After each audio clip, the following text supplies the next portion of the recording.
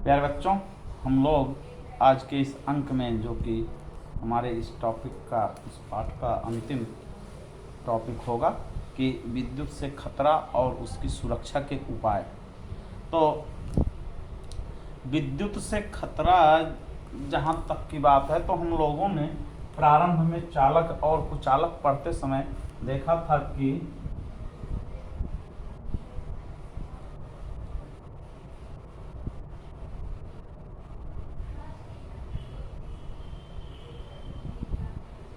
विद्युत से खतरा तथा सुरक्षा।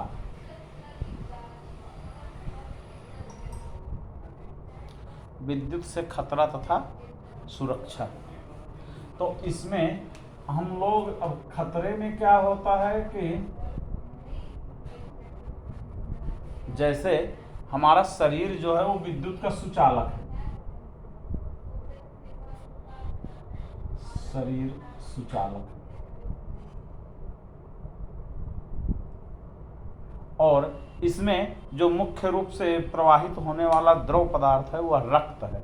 और रक्त में ऐसे अनेकों लवण आयन के रूप में और हीमोग्लोबिन, जो कि लौह का मुख्य अंश है, जिसे हम लौह का ही उत्पाद कहते हैं, तो वह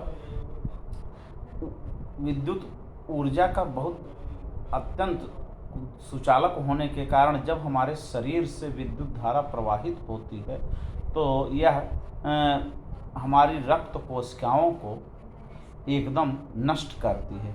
उसमें उपस्थित प्लाज्मा और जो विभिन्न प्रकार के मिनरल्स होते हैं वह निरावेशित यानी डिस्चार्ज होने लगते हैं और हमारे शरीर का जो सारा प्रक्रम है, जैव प्रक्रम है, वह अस्त व्यस्त होकर के हम लोगों के मौत का कारण बन जाता है। तो इसमें यही ध्यान देने की बात है कि खतरा किस स्तर तक जा सकता है, इसके विषय में नहीं सोचा जा सकता। इसमें आपको झंझनाहट से लेकर के मृत्यु तक, बेहोशी तक, ये सब तमाम चीज़ें होती हैं। तो इसमें जो खतरा होता है उसका मुख्य कारण जो होता है खराब घरेलू वायरिंग, जैसा कि होता है लो क्वालिटी के यानी घटिया स्तर के विद्युत उपकरणों का उपयोग, संयोजक तारों का उपयोग, इन सब का उपयोग जो है यह विद्युत से खतरे को बढ़ावा देता है।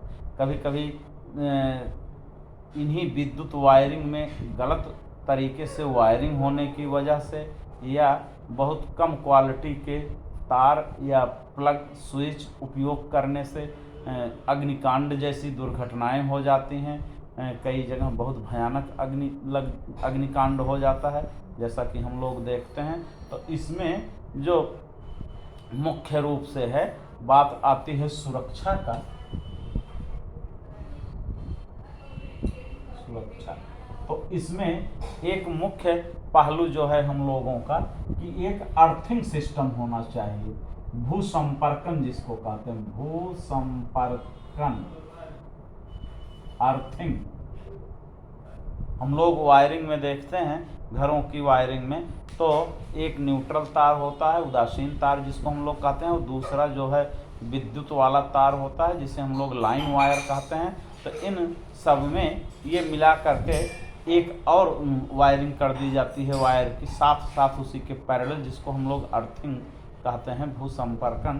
तो जैसे देखें, कभी इलेक्ट्रिक प्रेस हुआ या फ्रिज हुआ, इनके प्लग को आप ध्यान से देखें माइक्रोवेव के, तो उनमें 3 पिन बने होते हैं। एक पिन जो है होती है, उनके प्लग में 3 पिन बने होते हैं। एक पिन जो होती है लाइन वायर के लिए होती है, एक पिन जो होती है वो न्यूट्रल वायर के लिए होती है, और एक पिन होती है मोटी सी जो अर्थिंग वायर के लिए होती है।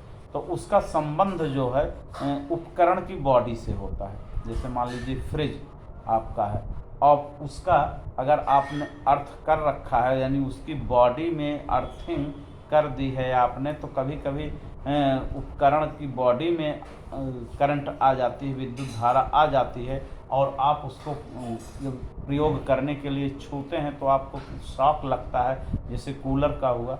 जिनकी मेटल बॉडी होती है, लोहे की बॉडी होती है या स्टील बॉडी के होते हैं, तो इनके बॉडी में अगर अर्थिंग है तो वो भू संपर्कन के द्वारा वो करंट जो है, विद्युत धारा जो है अर्थ में प्रवाहित हो जाती है, यानी पृथ्वी में चली जाती है और आप उसको छूते हैं तो आपको करंट नहीं लगता है।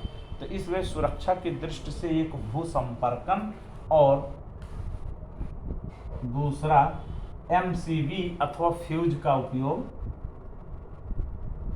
एमसीवी या फ्यूज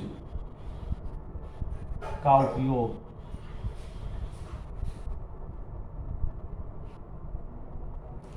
तो इसमें क्या होता है कि एमसीबी मिनी सर्किट ब्रेकर या ब्रेकडाउन, मिनिएचर सर्किट ब्रेकडाउन, इनके फुल फॉर्म होते हैं। तो ये छोटे छोटे होते हैं, इनकी रेटिंग होती है जैसे 32 एम्पियर, 15 एम्पियर, 16 एम्पियर, जैसा आप लेना चाहें।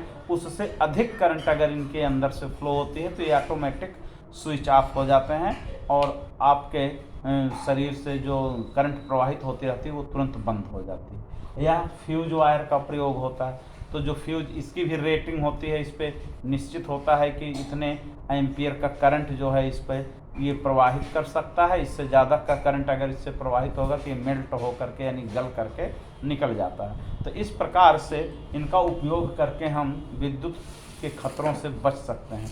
यदि किसी को विद्युत का झटका लग गया है और वो डायरेक्ट विद्युत करंट के संपर्क में अभी भी है, तो कभी भी उस व्यक्ति को सीधे अपने हाथ से पकड़ करके नहीं छुड़ाना चाहिए, नहीं तो करंट जो है आपको भी लग सकती है। ऐसी स्थिति में क्या होता है कि जो हमारे घरेलू वायरिंग का मेन स्विच है उसको हम तुरंत पहले ऑफ करते हैं, उसके पश्चात जो है उस व्यक्ति को देखते हैं कि किस स्थिति तक उसको करंट का शॉक लगा हुआ है।